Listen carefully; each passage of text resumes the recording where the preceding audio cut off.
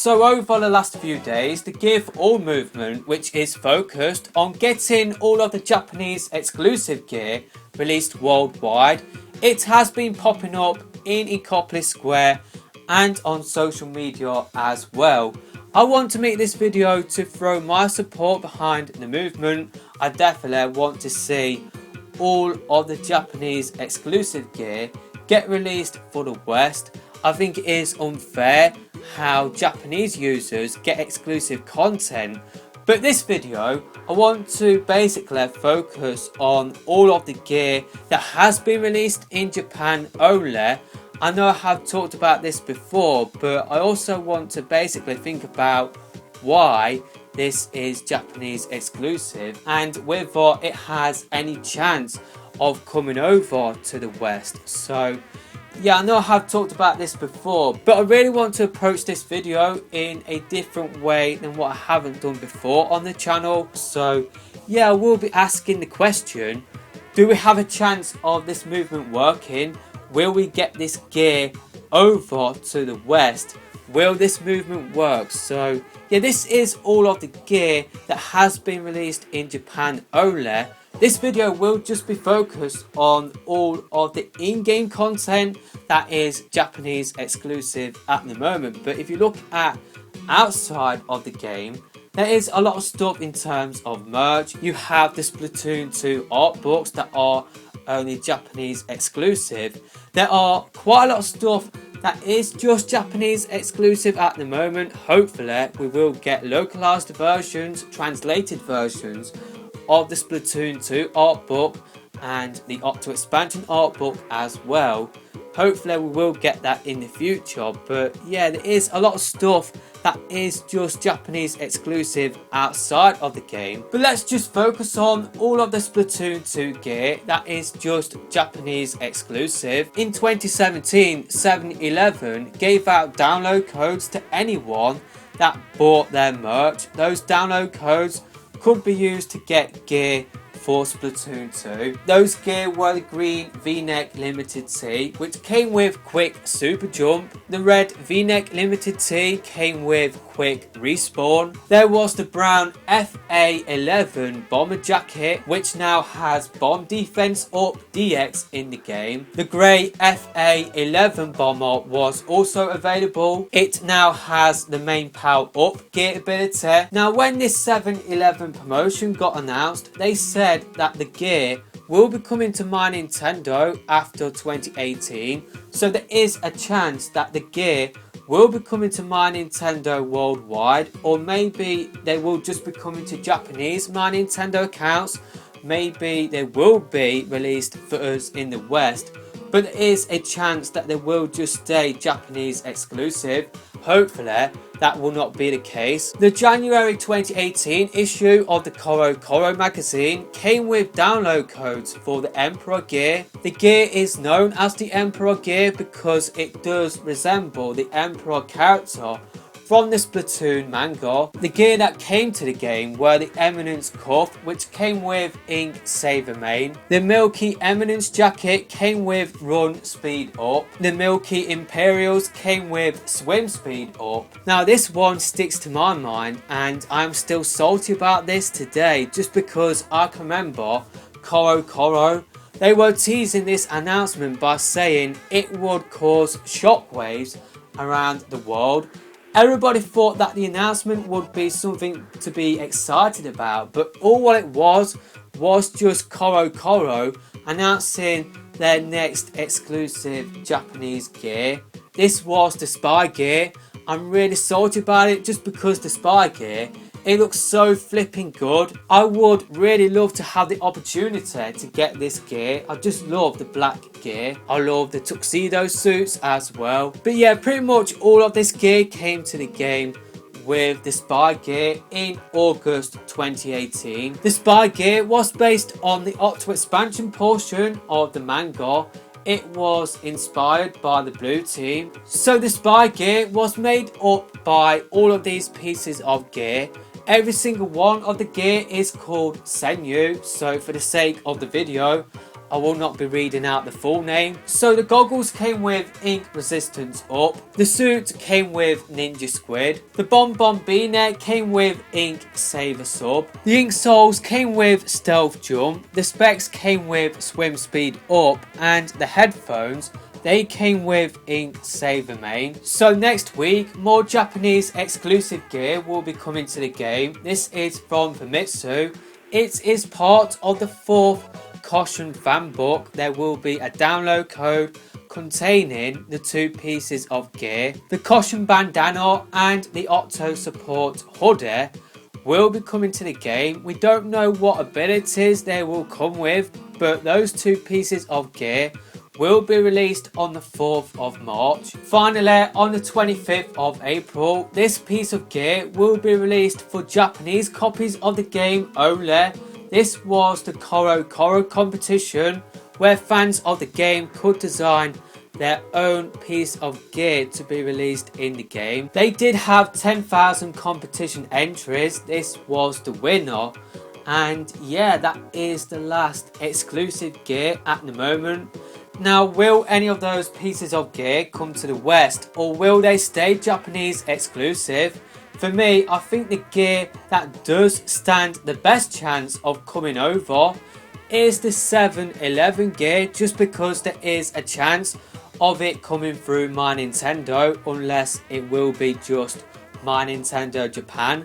That would really stink if that was the case. If it was just My Nintendo Japan. Also, Famitsu, they have had history in the past of releasing gear to all regions around the world. So that again, that Famitsu gear that will be coming out next week, that might be coming over to the West as well.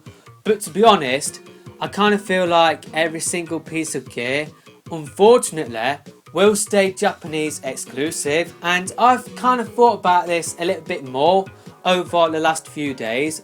I've thought about it, thinking about the deal that Nintendo has signed with these companies. Maybe part of the deal is that it will be just Japanese exclusive.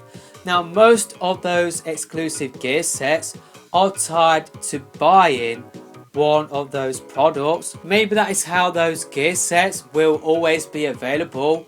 You have to buy certain products to get those gear codes. At the moment, not everybody in Japan has access to all of those gear sets. You have to buy a certain Koro Koro issue, a certain Famitsu issue, or 7-Eleven merch. So if those gear sets are to come over to the West, then I think the first step is that they will have to be available to everybody in Japan. But I just can't see that happening. I think part of the deal of Nintendo getting those sponsorship deals is that they are tied to Koro Koro magazines, to Famitsu magazines, 7-Eleven merch, because those companies obviously want to see a boost in sales. They want to see people pick up their products to get the Splatoon 2 merch, the Splatoon 2 gear. So yeah, I think that is unfortunately the case. I think as part of the deal that Nintendo has signed with these companies, they will stay exclusive to not only Japan but also to their relevant products. I just think it is a long shot. So yeah, unfortunately, I don't think the Gear for All movement will make a difference. I think the message that it will send out to Nintendo is that we want exclusive gear for ourselves, just because I don't think this would have been a problem if we had exclusive gear in the West as well as Japan. But the thing is, because Japan, they always get all of the cool merch, they get the cool art books, they pretty much get all of the cool stuff in terms of Splatoon. The fact that they have exclusive gear and we don't, it just gives the impression that Nintendo only really cares about the Japanese audience, even though there is a massive audience worldwide that plays the game. Having just exclusive gear for the Japanese market, it just gives the impression that Nintendo cares more about that side of the player base than everybody else in the world. Splatoon 2 has sold over 8 million units worldwide. 2 million of them are from Japan. So yeah, it would have been a much better thing if Nintendo did have some sort of exclusive gear for Western players as well. But the fact is, because the Japanese audience has exclusive gear and we don't, it has caused this gear for all movement. It has caused this uproar in the community. I'm hoping moving forward that Nintendo will take the message that we also want exclusive gear as well. We had the Nike trainers, but they were also available in Japan. It was part of a Japanese Splatfest. So I guess there is history of Japanese sort of stuff coming over to the West, but yeah, I just can't see those pieces of gear coming to the West despite the gear for all movement. I think, like what said before, it is part of the sponsorship deal that Nintendo did sign with those companies. I feel like Nintendo, they would have wanted to bring those pieces of gear to all players around the world, but I kind of feel like because it is part of the deal with all of those companies, I kind of feel like it is those companies' fault for the reason why these pieces of gear are being held for the Japanese audience only and are being tied with having to buy their products to get those gear in the game. So yeah, hopefully this will be sorted out really soon, but like what said, I just don't feel like it will be sorted out, especially in terms of how we are in the life cycle for Splatoon 2. I think it is too late to sort it out for this game, but maybe with future entries in the series, maybe this gear for all movement, maybe it will make a difference in terms of sending out a message to Nintendo that we also want our own exclusive gear. Maybe it will be too late for this game, but hopefully it will be acted on in the future of the series. Hopefully this situation will not happen again. But yeah, unfortunately at the moment the community feels like the Japanese audience is all what Nintendo cares about, but maybe it's not just down to Nintendo. That's kind of like what I'm trying to get across in this video. But that is it for this video. Let me know your thoughts down below and I will see you in my next video, hopefully. So yeah, that was supposed to be the end of the video. I did hope to have the video uploaded yesterday, but unfortunately I did run out of time. But because I had a little bit more time to think about the topic, I kind of thought about it a little bit more. And yeah, like what said on the text over the gameplay halfway through the video, yeah, the biggest hurdle is that the gear is tied to products that aren't released in the West. That could be the biggest reason why we haven't got the opportunity to get the gear in our versions of the game. But Nintendo, I kind of let them off the hook, excuse the pun, but I kind of let them off the hook in the first part of the video by saying that maybe it wasn't them to blame, maybe it was down to the companies. But Nintendo, maybe they could have sorted out this situation by allowing North American copies and European copies or accounts to get those gear codes, enter them into the versions and allow other people around the world to download the gear that is currently exclusive. That would have been the best way to go about things. Yes, it would have meant us having to buy like the Koro magazine, importing it to our countries, but having the opportunity to get those gear codes, enter them into our versions of the game, that would have just been not necessarily been the perfect solution. The perfect solution would have been if the gear would have been available just by downloading it from the eShop. But so like, if we still had the opportunity to get the gear for ourselves, even if it meant us importing a Koro magazine or 7-Eleven merch, it would have been expensive. Or maybe we could have gone trawling through forums, trawling through the internet, searching for codes. That would have still been a much better solution, a much better situation than what we are in right now. So yeah, I kind of gave Nintendo a little bit too much credit there.